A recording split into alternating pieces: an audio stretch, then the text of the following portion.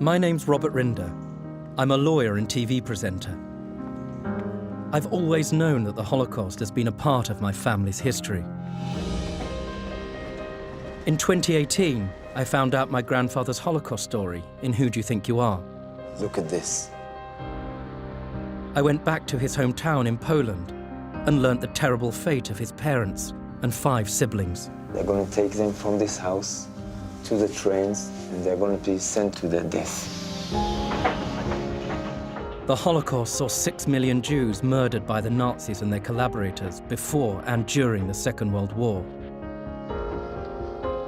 Millions of other victims were also killed during this period, for who they were or what they believed. It was mass slaughter on an unprecedented scale in history. I've come to realize as a grandson of a Holocaust survivor that its shadow, its dark impact has affected everything. It's shaped my entire family. And I know that I'm not alone in this. The trauma of what happened has caused decades of silence in families. But as the number of survivors diminishes, it becomes more important than ever to talk about their experiences. Let's tell the story so it doesn't happen again. In this series, I'll be meeting other Jewish second or third generation British people living with the legacy of the Holocaust. I mean, I'm hitting 60 and he didn't make it to 19. I'll set them off on journeys to explore their own family's wartime stories. She was my age. And I'll be looking further into the Holocaust experiences of my own family on both my mum's and my dad's sides. Lovely to see you. Our stories touch the face of tyranny. A lot of them are about death, but they're also about life.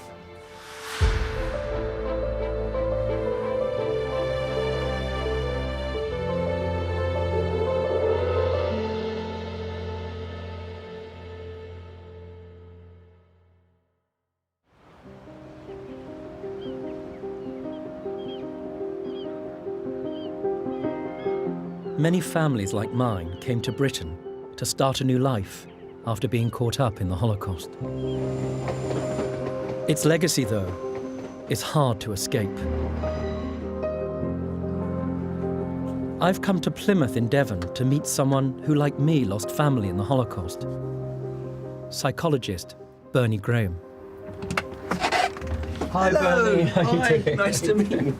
Nice to meet you. Come in. Thanks for having me.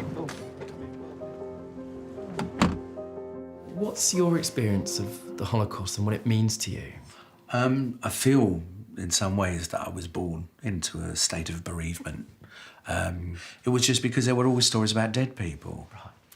And you know, I was very sad about those. And, you know, I didn't know who these people were, but it was my uncle. And I had friends and they had all their uncles and they were going around to see their nan. I never had a nan. I never had a grandma. So how much did your family talk about their Holocaust experience when you were growing up? Not a lot. My grandfather, Solomon, very nice-natured man, good sense of humour, but every now and then he used to point at the eye socket where he lost an eye from the brutality in Buchenwald and point at it and go, Nazis, Nazis, which was quite frightening for a kid. My mum she had her issues, very sensitive. So your mother came, how did your mother come to England? My mum came on the Kindertransport when she was 8 years old. Do you know where she was at? Frankfurt. The whole family was in Frankfurt. So that's where they had started. how many relatives were there? She had 4 other sisters, as far as I know, and twin brothers, Bernhard and Max. Bernhard. So Bernhard presumably is... I'm named for Bernhard. Yes. you? Yes, I'm named for him. In our Jewish tradition, it's being named after... It certainly is being named after someone that has died. What I know of Bernhard is that he was taken at about the age of 18. And the only other thing I know about him is that he apparently took his own life in Dachau concentration camp. I mean, I'm hitting 60 and he didn't make it to 19. Do you have a photograph of do. Bernhard? That's Bernhard. Does it feel strange when you look at it? Like, I've had times when it's felt strange to awful, very painful. what questions do you still have about your family's experience in the Holocaust? I mean, I guess, what do you still want to find out? I think a very important one for me is to find out exactly, if I can, what happened to Bernhard. Also, my grandmother, Sabina, she died in Auschwitz, but the information that I have was that she died after the liberation. I don't know how or where she actually died. Have you ever been to Germany? No.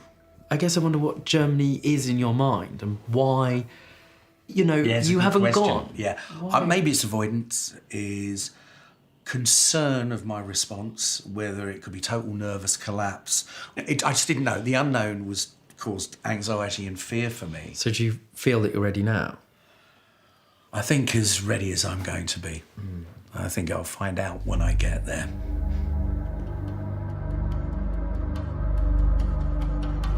Bernie is about to set foot on German soil for the first time. Germany. He's come to Frankfurt to find out more about the life of his grandparents' family, the Federmans, who lived here before the war. Danke.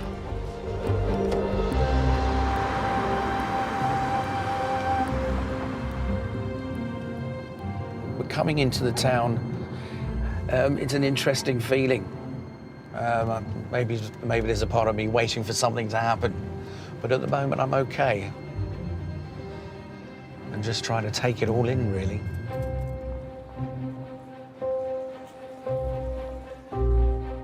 Bernie's visiting the area that before the war was the city's Jewish quarter. He's meeting historian Rachel Heuberger. Hi, you must be Rachel. Yes, hello. I'm Bernie. Lovely to meet you. Lovely to meet you. Welcome to Frankfurt. Thank you very much. This is totally different today than it looked before the war. You have to imagine this was a busy area and it was the center of the Jewish community. Was this like a square? Right, and Yeah. here where we're standing, this was the marketplace, Okay. very busy marketplace. And I have a photo here to show you how it looked Wow. during the 20s. Frankfurt was known for its fairs, so many Jews came to Frankfurt living here. It was the second largest community in Germany and had the highest percentage of Jews. I didn't know that. People from East Europe, especially from Poland and Russia, they settled all around here. My grandfather came over from Poland. Oh, I've got a yes? picture of him, actually. Oh, really? That's my grandfather. Oh. That's Grandpa Solomon. That's a grandmother, Sabina. That's his wife. Yeah, quite See. a couple, actually. Yes. And do you know where they live? I've got no idea where they So live. look, we found, this is a registry, the book of addresses from Frankfurt, and we found your family here. So you see Federman, Right. right? I can just about see that. Yep. That, and there is Federman Salomon. This is your grandfather. Wow. And he was a Mützenmacher, that means a cap maker. Cap maker, okay. Right. And he lived in Rechneigrabenstraße 3 to 5. And if you look around here, we are at the Rechneigrabenstraße. That This means is the road. This is the street, exactly. And this is the photo of the house where your family lived in. And they must have lived in one of the apartments here in a first or second floor I've never seen a photograph. of the house. I've never.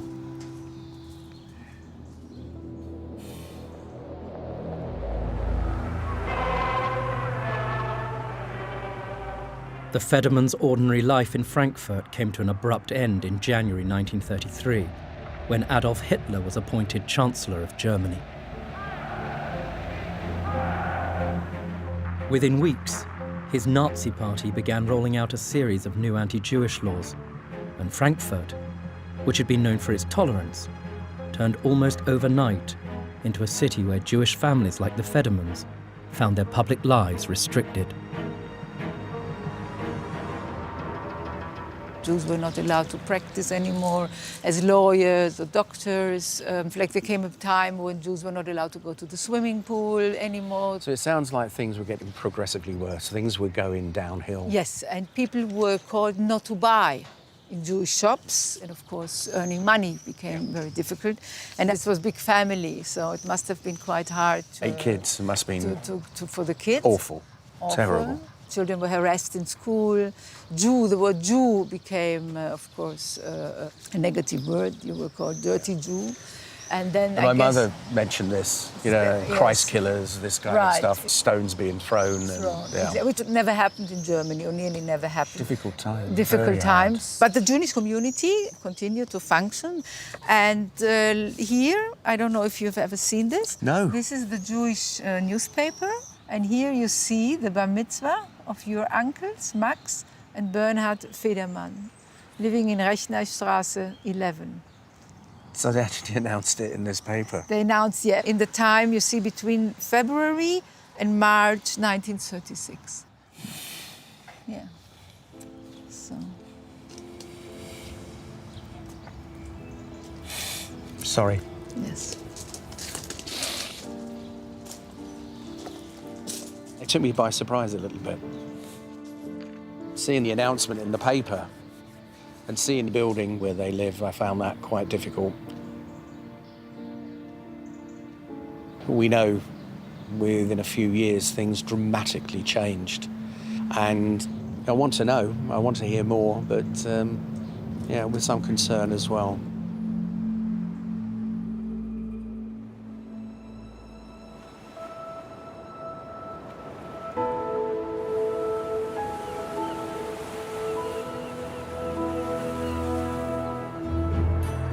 My next trip is to the Dorset seaside town of Swanage to meet up with a couple of old friends of mine. Musician Natalie Klein and her sister, actress Louisa Klein, also grew up in a Jewish family that was affected by the Holocaust. I'm keen to learn more about how much Natalie and Louisa know of the family's wartime experiences in Holland.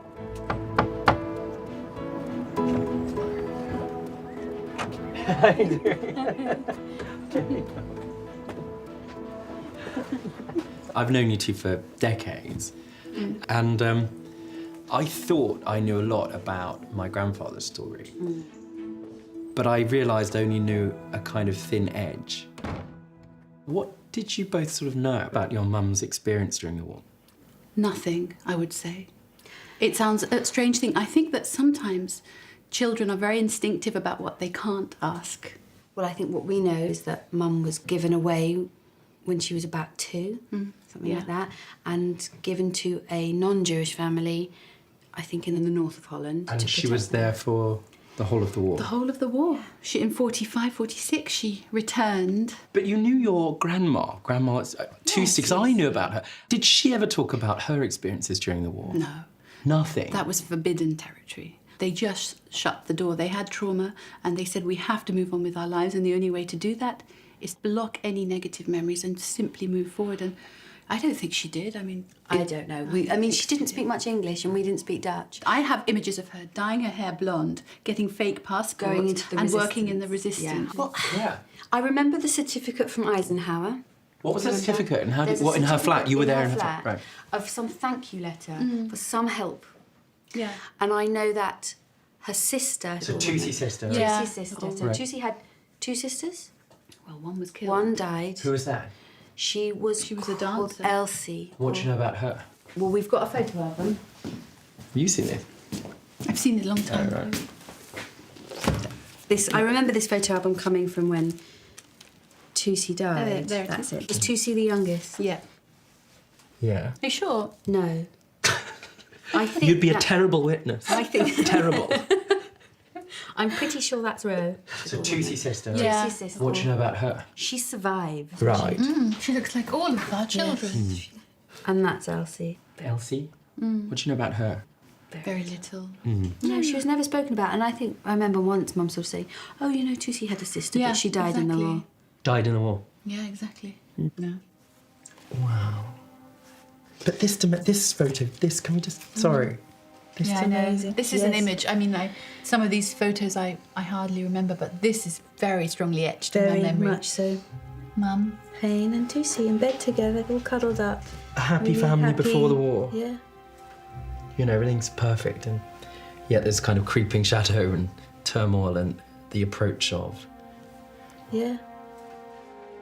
So how do you feel now as you're about to head off? I mean, you don't know what you're going to find out. I don't know what you're going to find. You know, one thing, I think it's going to be important to be there in Amsterdam, in Holland. Yeah. I think it's extraordinary that you and I are doing this together, that we're finding out together about this as sisters. Me too. As our mum, who's turning 80 this year. I think it's, as mothers, as young mothers of children of this age, and I guess, yeah, you know, you see the way that Tussie was with Mum. I think I'm going to cry.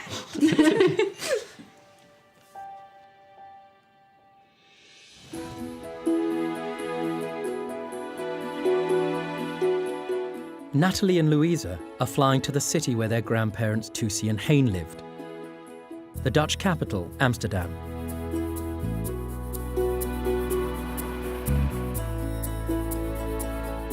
When war broke out in 1939, Holland remained neutral, and its Jewish population hoped they might escape the persecution that they saw happening elsewhere in Europe. But this all changed in 1940, when Holland was invaded by Germany. The Nazis brought with them their anti-Semitic policies, and by 1942, Jewish families were being rounded up and sent by train to Nazi concentration camps in the east.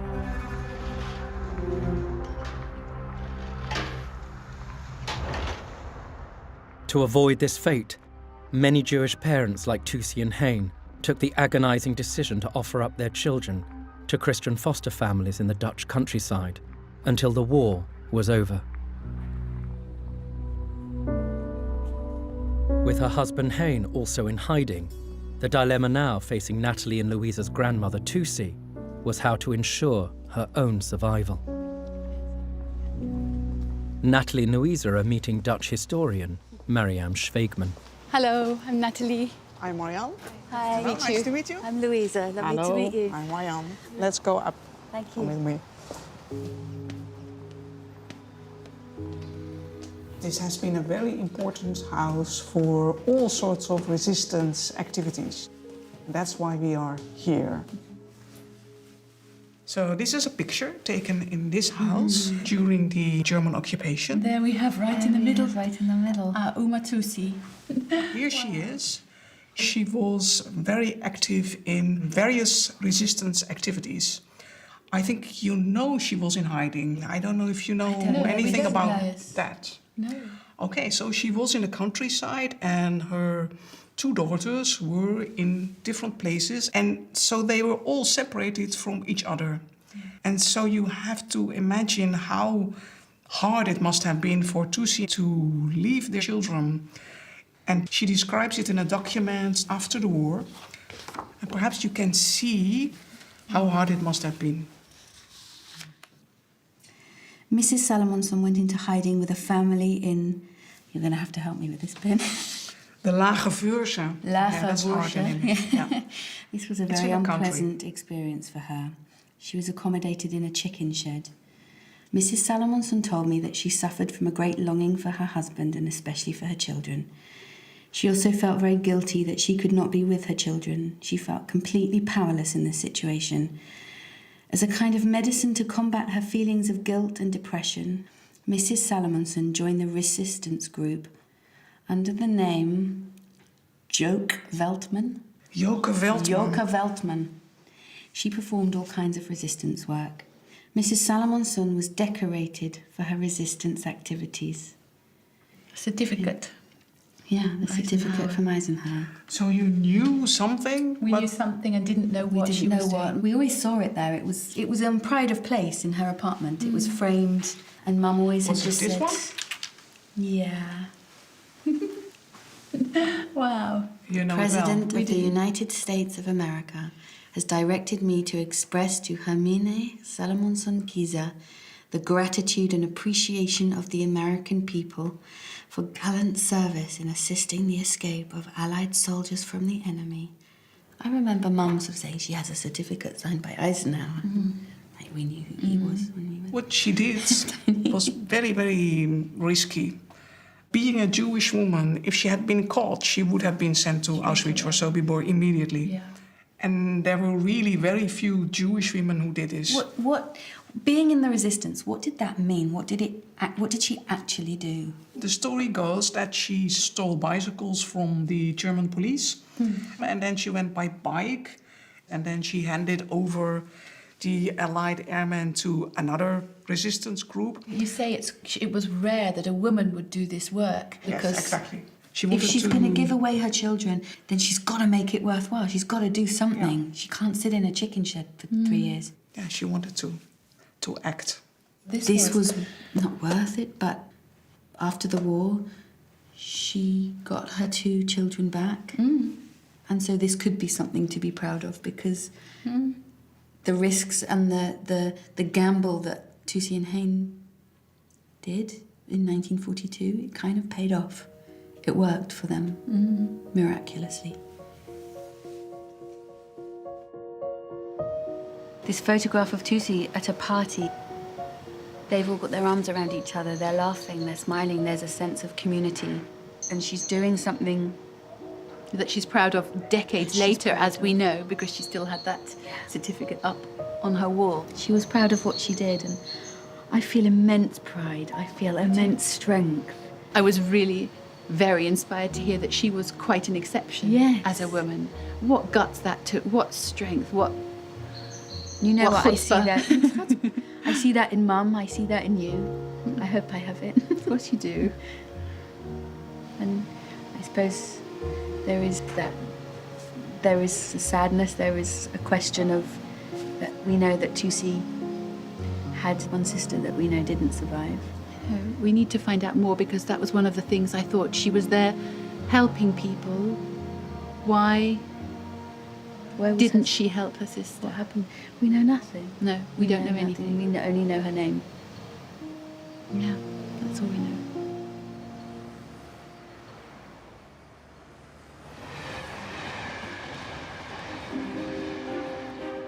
Back in London, I'm about to start digging into my own family history once again.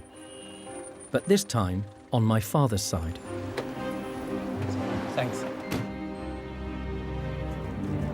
I'm going to my papa's flat. That's my dad's dad. Whereas I know a lot about my mum's side of the family and their experiences in the Holocaust, I know very little about my papa's. And I'm really looking forward to getting the chance to sit down with him. He always, always makes me smile. He's amazing, actually.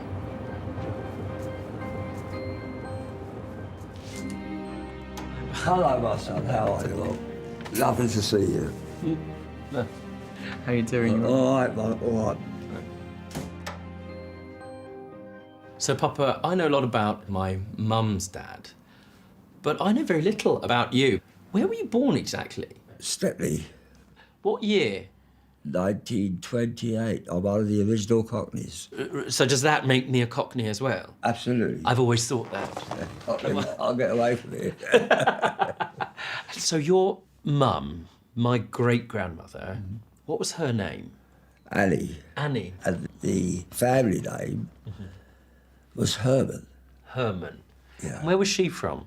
Lithuania. Lithuania. They came over from Lithuania. Maybe sort of 1890 Yeah, something. yeah. So the early Right. 1900s. Did you find out where they were from in Lithuania? Well, they were born in Divinishok. Right. That's the Divinishok. town. Yeah, that's the town they were born in. Right. She came over with her mother and father. Yeah. Original name was Levin. The Hermans, so they were Levin and then they became Herman. This is interesting. So your mum's father, Yeah. did you know your mum's father, your grandfather, used to call Zeta? Oh, yeah, I used to spend a lot of time with him. What was he like? What sort of person was he? He was very placid, very laid back. Do you have a picture of your Zeta? Yeah. This is my family's photo. That's my Zeta. And what was his name? Perez. Perez. Be very interesting to know whether he had relatives in that town in Lithuania, and if so, what happened to them. I hate to think I just switch off. What do you mean you Because switch I know what happened. Whatever happened to the millions of others happened to them. I sort of want to. I want to go and find out. I don't know. It's nice to see that you're curious, and if you can get out there, with my blessing, go some. But I really don't know what you find. Maybe, I don't know, maybe I'm Russian royalty. Well, I don't think the chances are great. That's for sure. Yeah.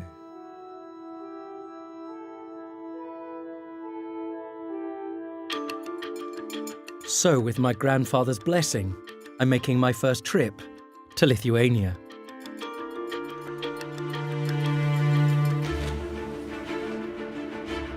I want to find out about his grandfather Peretz's family, the Levins, who came from a town called Divinishok.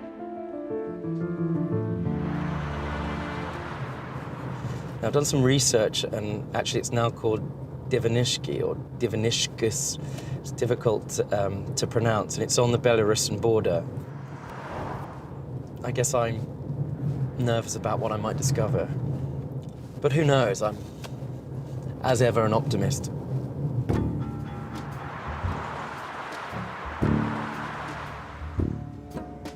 Divinishkus is a small town in Lithuania, about an hour's drive from the capital, Vilnius. To find out more about my family's life here before the Holocaust, I'm meeting historian Ruta Pushitya. So I'm interested in the family name of Levin. Yes. But I know nothing about them at all. Do you have any information about them at all? Of course, we found the documents in the archives, and this is the list of the voter from 1938. And in the list, we see your family members, and we can read, their names. There's Levin Marissa? Moshe. Rachel. Yes. Levin. Who's Yossel and Leba and Bella. Right, so how am I related to Moshe and... Moshe Levin is the brother of your great-great-grandfather Peretz. Oh, wow. I also have father of Moshe. My great-great-great-grandmother. Yes. Goodness me. Yes, from the same town. And this is, if you can find him, it's written Itzko Levin.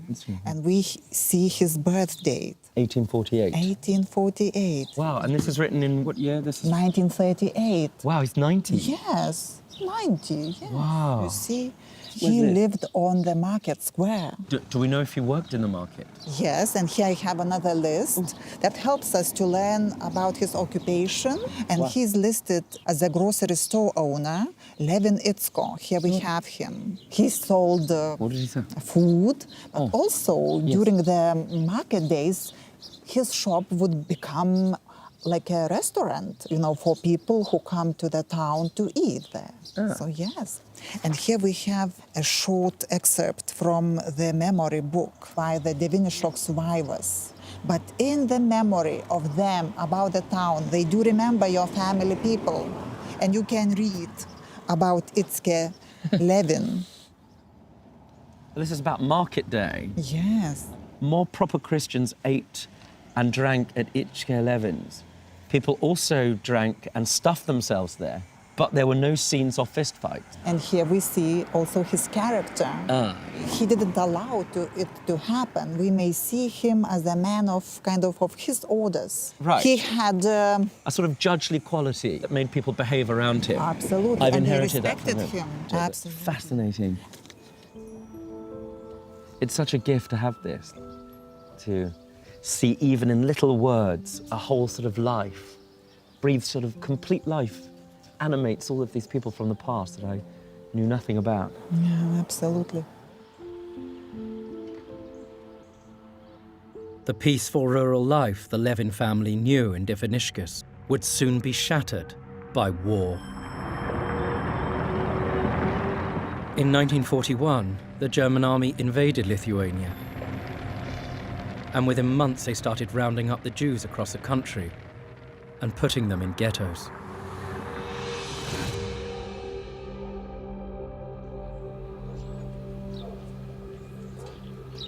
Ruta wants to show me where the ghetto was in Diviniškis, where Jewish families like the Levins were forced to live from September 1941. So I think here we can stop, and just if you follow this road, it led to the ghetto, where all Jews from Diviniškis had to settle and live. Wow. How many Jews were here? Do we have any idea? About 1,000. About 1,000 left? 1,000, yes.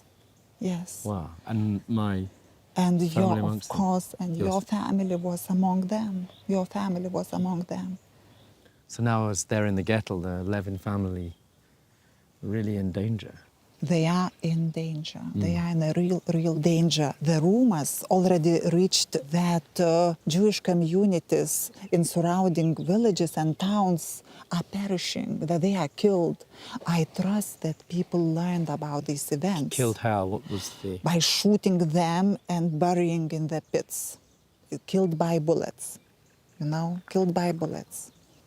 And this happened in summer and autumn 1941.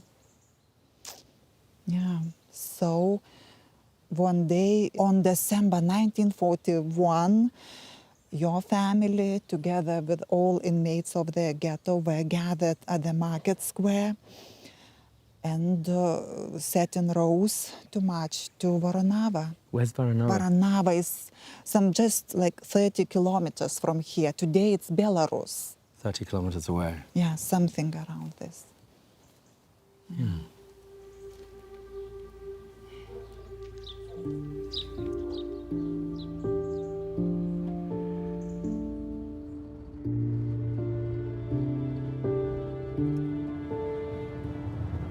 So I'm on the way to Voronava, which is just across the border from Lithuania and Belarus.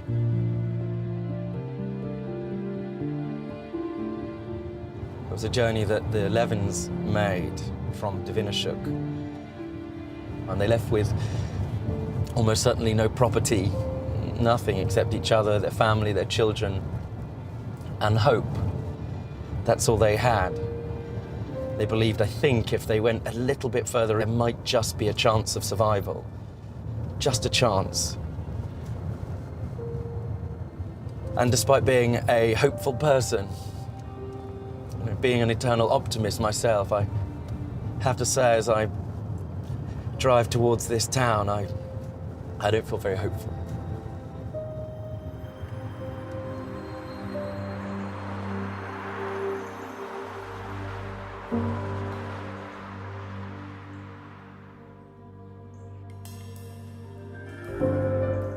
In Amsterdam, having discovered how their grandmother Tusi survived the war working for the Dutch resistance, Natalie and Louisa now want to find out what happened to her older sister, Else.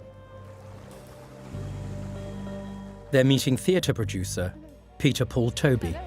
Hello. I'm Peter, I'm Natalie. Hello, Natalie. Hi, Peter. Nice to meet you. I'm Louisa. Peter, Louisa. Nice to meet you. Hello. Lovely. Shall we go in? Oh, wow, this is where we're going. Yes. This is a little theatre-like thing. We're very interested to find out a little bit more about Else, our grandmother's sister. Yes, yes. Yeah. Well, you know she was a dancer. Yeah, this Yes. is all we know. Well, I have here something maybe that interests you. It's a scrapbook from Elsa. Wow. Leidde de dansklas til Schulkamp. She taught also, and she organized performances. What sort of dance did she do? It's sort of... She did free movement thing. To me, nowadays, it looks a little ridiculous sometimes. It's contemporary. Yes, like it's that. very nice to put it that Yes. way. And it is also many times in open air. Look how she's bent. Beautiful. You can see this kind of dramatic, real performer.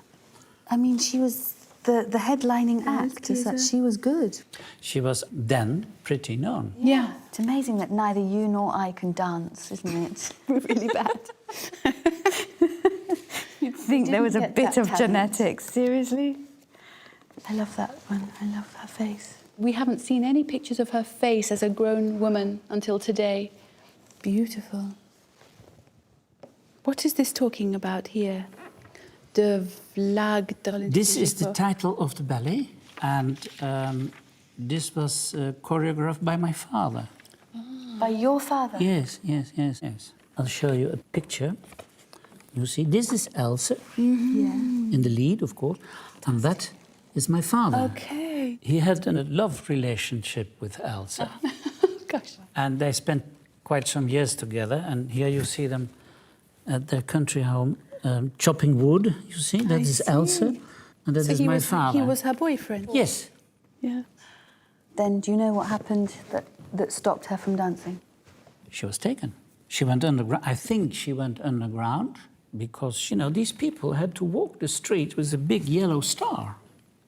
And somebody told me she refused all that sort of things. I am Elsa, I don't want a star, or something like that. And then one day, there was a knock on the door. And she had been told, never open in the night, never open the door. But she did. And then she was arrested. And she was sent to Westerbork. Westerbork is a prison camp in Holland. And from there, people were sent by trains away. That's about all I know. My father was without ground under his feet. His Elsa had gone. And indeed, after a while, my father went to Germany. You went there to find her? Yes. I don't know how he did, but he did. And after a year or so, he came back. He gave up? I think empty-handed. Yeah. She was my age.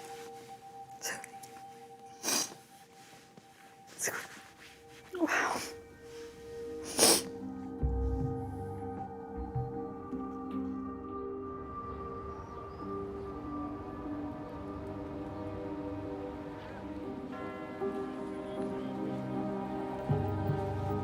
Bernie's family in Frankfurt had endured the anti-Semitic measures the Nazis rolled out after coming to power.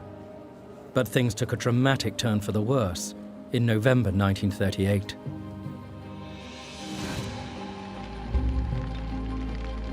Across Germany, Jewish businesses and synagogues were vandalized and destroyed. It became known as Kristallnacht, or Night of the Broken Glass. 91 Jews died, and thousands more were arrested in the days that followed.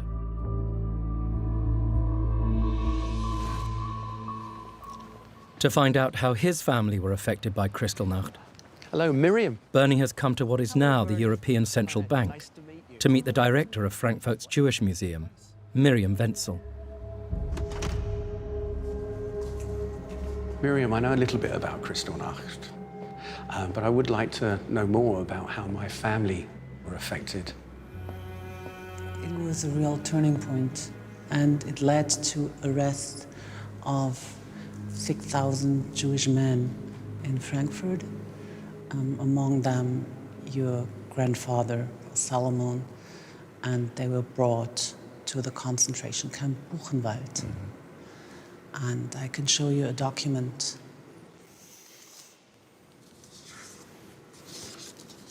That is your grandfather.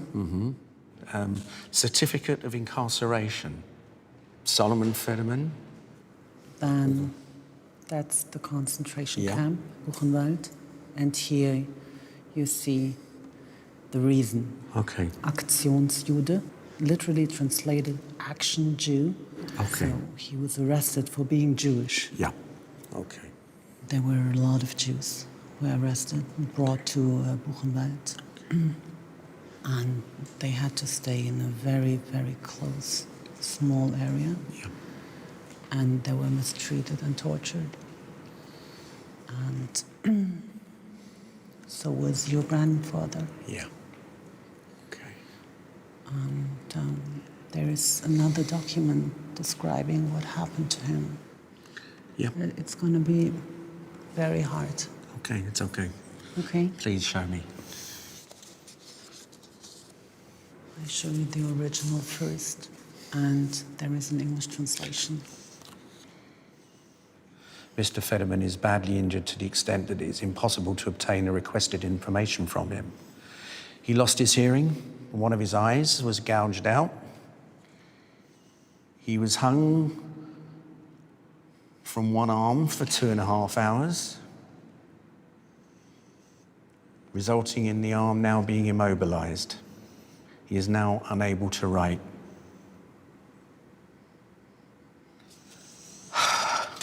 Shit.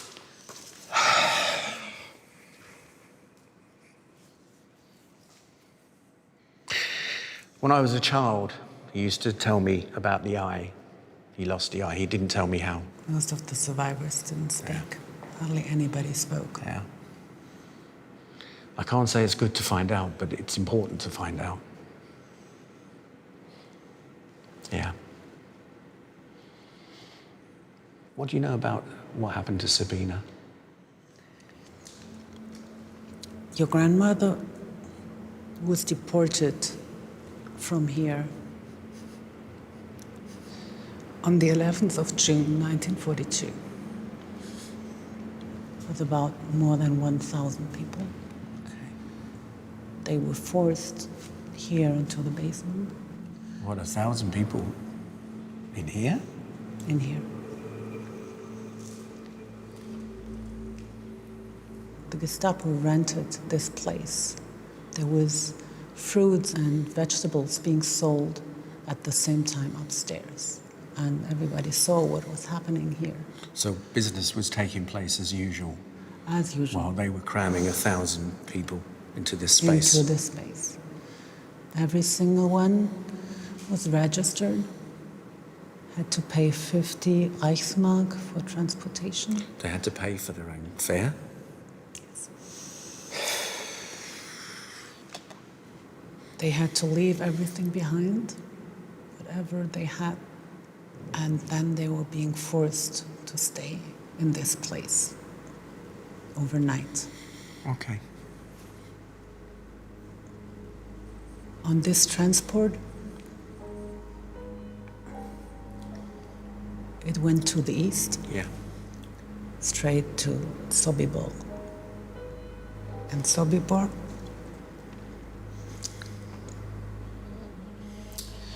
was an extermination camp where nobody of this transport survived. Not one person. So she died in Sobibor? Yes. I don't know why, but there was some information that we saw that my grandmother maybe had lasted, you know, she had ended up at Auschwitz and she survived.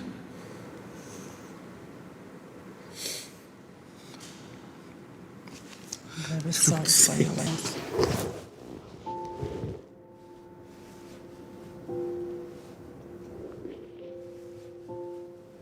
Being in that basement and finding out about what really happened to my grandmother Sabina, I found that very, very difficult. This thing about making the people pay for their passage. That was hard. I never had a grandmother on either side. And to hear that was, that's about as bad as it gets in relation to that. Awful.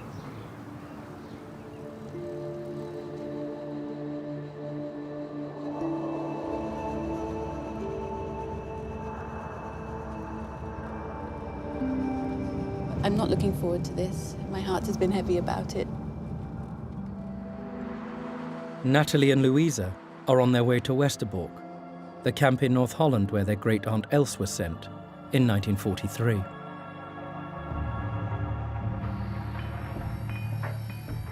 Westerbork had originally been for refugees, but by 1942 it had been turned by the Nazis into a transit camp, sending Jews to the death camps in the east, like Auschwitz and Sobibor.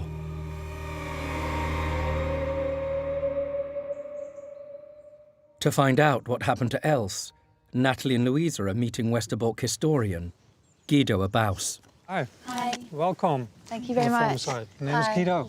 Louisa. My name is Guido. Hello. Nice to meet you. So, we are here now on the farm side of Westerbork. Mm-hmm. But this is the site where your aunt Elsa lived. Right. But she was a so-called punished inmate. What does that mean? That means that she was punished, and we don't know exact the reason, but maybe she was not wearing a star. We heard that. We heard that. That she didn't want to wear a star. That is a reason Yeah. that you come into Westerbork as a punishment, punishment. Inmate.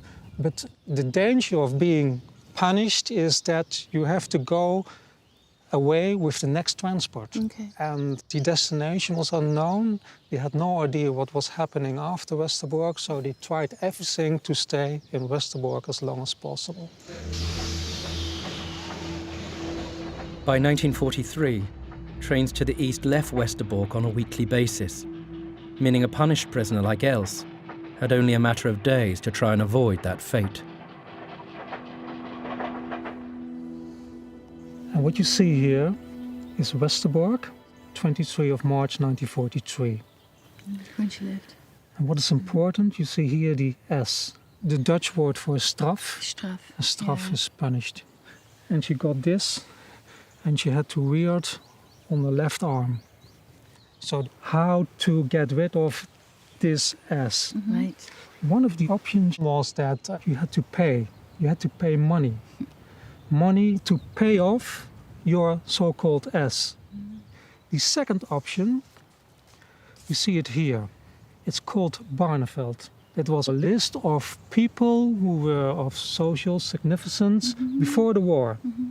Doctors, professors, musicians. And we know that Elsa was a teacher.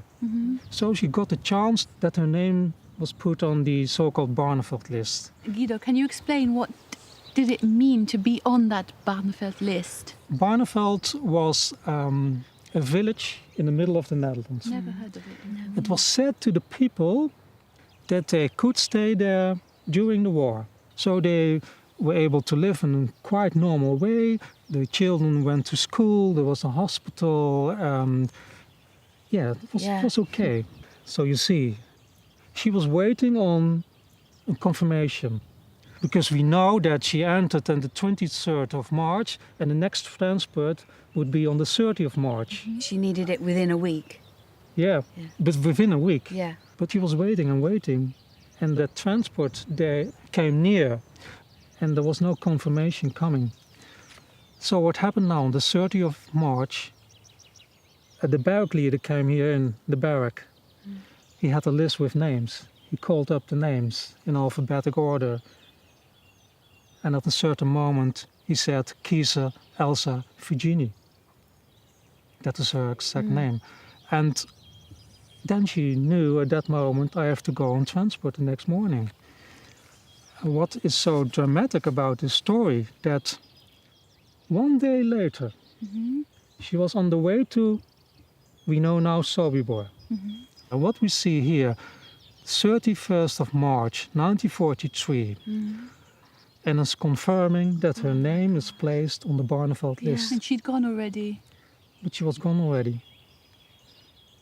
As if she was able to stay one day longer in Westerbork, then she was sent to Barneveld. And then she had probably survived the war. And now she was sent to Sobibor, and we know Sobibor, it was an extermination camp, and only 18 people who were sent from Netherlands survived that camp. This was just one day too late.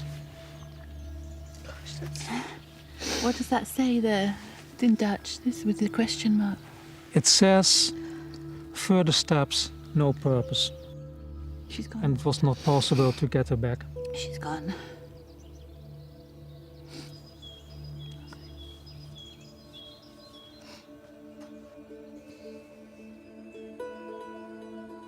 Because of this S, Els was killed.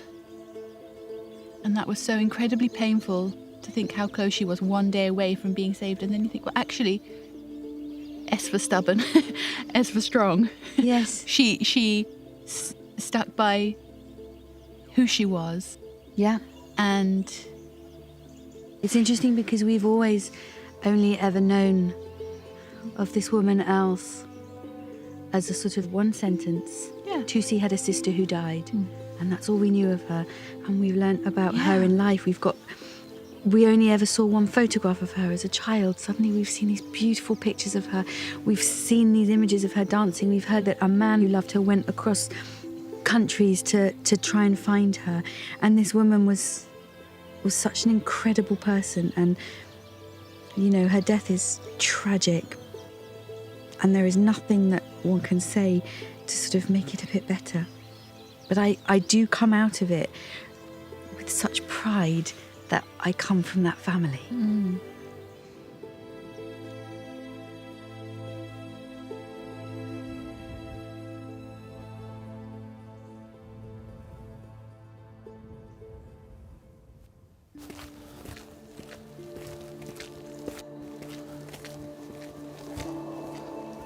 Having travelled from Lithuania in the footsteps of my family, I've arrived in Voronava in Belarus. This is where the Levins were forced to move at the end of 1941.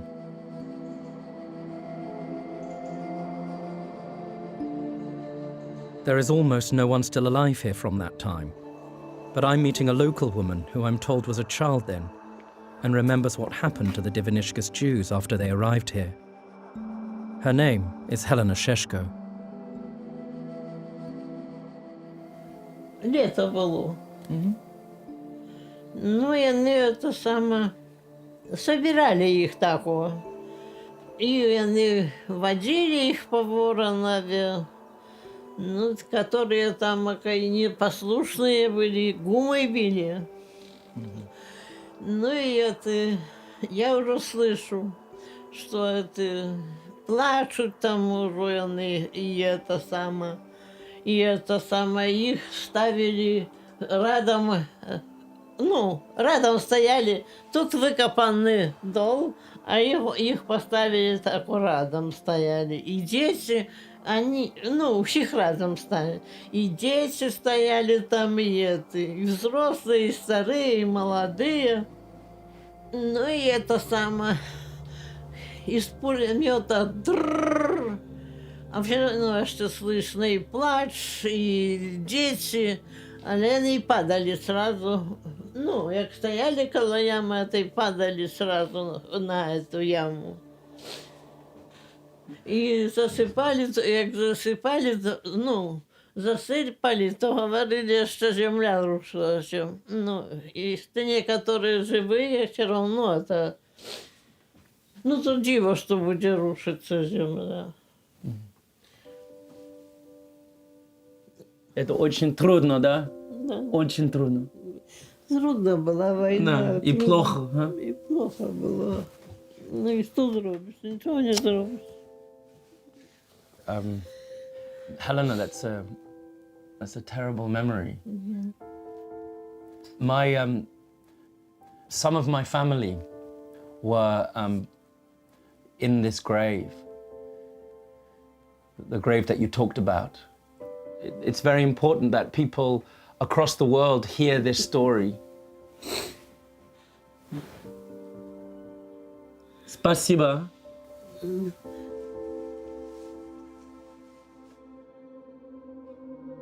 I later learnt that more than 1,800 Jewish people were murdered that day in May 1942 by both German soldiers and locals.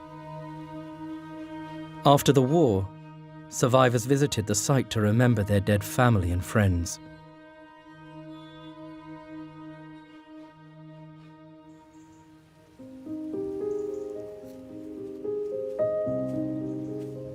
Today, the mass grave is still here in Voronava, on the edge of town.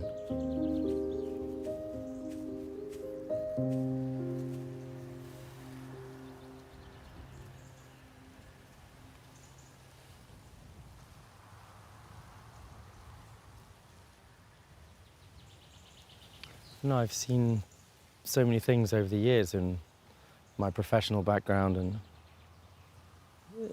it's strange because it's, on the one hand, just a mound, just a piece of nature, and yet it's the most articulate expression of human evil I've ever come close to. You know, so what's in a piece of earth? But in a piece of earth is a story we heard of people still alive, buried here, moving. It's impossible to describe. I'd like to name the Levin family, maybe. That's it, but just to know that they're remembered, that we've told their story. They had lives and families, and brothers and sisters who delighted in them. Maybe that's enough for now. Name them, and so, to the most limited extent, give them back, give them part of their humanity which was deprived.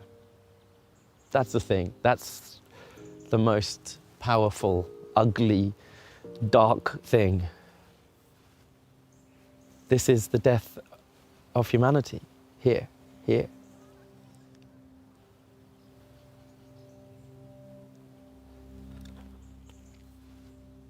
And the hardest part is just imagining the last moments of terror, but also asking myself, standing here, what do we do now?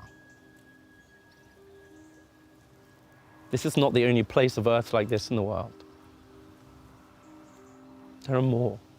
There are more in other parts of the world. And there are more even after the Second World War. And the hardest part is maybe there'll continue to be more.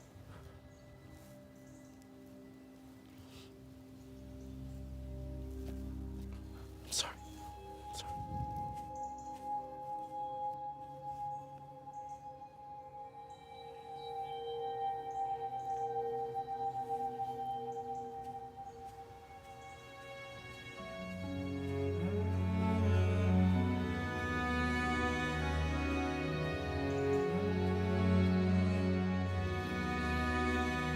Next time, Bernie visits Dachau concentration camp and learns how his uncle Bernhard died. Very powerful. Very powerful.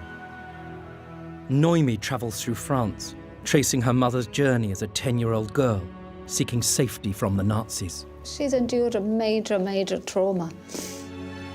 And for the first time, my mum and I visit Treblinka death camp, where my grandfather's family were murdered. It's so sad.